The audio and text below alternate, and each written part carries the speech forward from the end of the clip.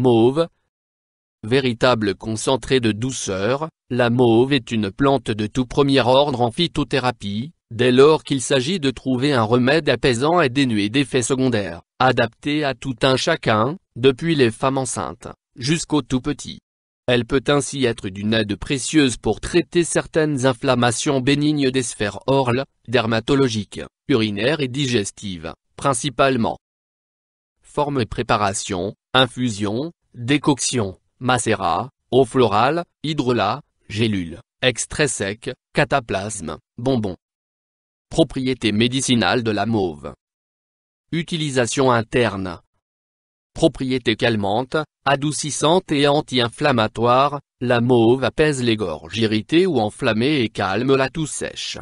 Elle améliore également certains troubles digestifs bénins, inflammation des muqueuses de l'estomac et de l'intestin, et prévient les infections urinaires chez les personnes à risque. Action laxative légère, elle permet de traiter la constipation chronique, notamment chez les sujets fragiles comme les jeunes enfants, les personnes âgées ou les femmes enceintes. Utilisation externe. Action calmante et émolliente. Apaise les peaux sensibles ou irritées, comme celle des bébés. Indications thérapeutiques usuelles. Toux, action pectorale, et affections inflammatoires des voies respiratoires, rhume, bronchite, trachéite, angine, laryngite, pharyngite, état grippaux. Autres indications thérapeutiques démontrées.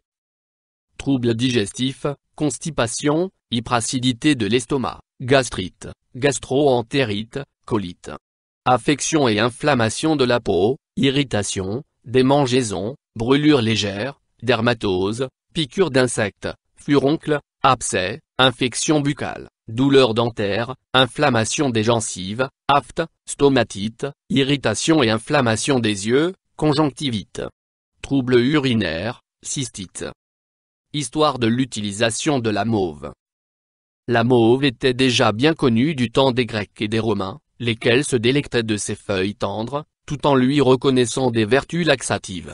Elle était ainsi l'un des remèdes favoris d'Hippocrate, le père de la médecine, ou encore de Pythagore, qui l'utilisait contre la constipation. Au Moyen Âge, elle faisait partie intégrante des fameux jardins de plantes rares ou carrés de Simples, qui mettaient à l'honneur les plantes médicinales. Charlemagne imposa même qu'on la cultive pour ses appréciables propriétés thérapeutiques. Puis elle traversa les siècles sans faillir à sa réputation. Aujourd'hui encore, on lui reconnaît les mêmes bienfaits anti-inflammatoires, adoucissants, expectorants et laxatifs. Description botanique de la mauve. Originaire d'Asie et du bassin méditerranéen, la Malva sylvestri est devenue une espèce très commune que l'on rencontre facilement à l'état sauvage, dans les champs, le long des chemins et des routes, et même dans certains lieux inhospitaliers comme les terrains vagues. Peu exigeante, à condition qu'elle ait du soleil, cette plante bisannuelle de 30 à 100 cm de hauteur porte de grandes feuilles dentelées vert foncé et, de juin à octobre, des fleurs d'un beau mauve rosé, rehaussées de stries violettes, qui s'épanouissent en 5 pétales. La récolte des feuilles se fait en juin ou juillet et celle des fleurs, tout l'été, au moment de la floraison. Composition de la mauve. Parties utilisées. Toutes les parties de la plante sont susceptibles d'être utilisées en phytothérapie, feuilles, fleurs et racines. Toutefois, ce sont surtout les feuilles et les fleurs qui rentrent dans la composition de la plupart des préparations. L'usage de la racine de mauve a été supplanté par celui de la racine de guimauve, dont les propriétés sont assez semblables, apaisement des douleurs ressenties lors des poussées dentaires, chez les jeunes enfants. C'est d'ailleurs pour cette raison que la mauve sylvestre est aussi appelée fausse guimauve. Principes actifs. Parmi les principaux constituants de la grande mauve, on distingue les mucilages, pour leur action apaisante et les flavonoïdes, tanins et anthocyanes, dont la malvine qui donne sa couleur à la plante, pour leur rôle protecteur et antioxydant. Utilisation et posologie de la mauve. Dosage. Par voie interne, la mauve sylvestre s'emploie surtout sous forme de tisane. Moins pour un effet laxatif doux, contre la constipation, même chez les jeunes enfants, laissez infuser 2 ou 3 cuillères à soupe de fleurs séchées dans un et d'eau chaude. Boire 2 à 4 tasses par jour. moins contre la toux, les affections respiratoires et les irritations intestinales. Prévoir 2 cuillères à soupe d'un mélange de fleurs et de feuilles, pour 1 ml d'eau. Boire 1 à 3 tasses par jour. Par ailleurs, pour lutter plus spécifiquement contre la toux, on peut associer la mauve des bois à d'autres plantes réputées, elles aussi, pour leurs propriétés calmantes et pectorales, guimauve, bouillon blanc, tussillage, coquelicot, pied de chat et violette odorante. L'ensemble constitue la fameuse tisane aux 7 fleurs, tant appréciée des anciens.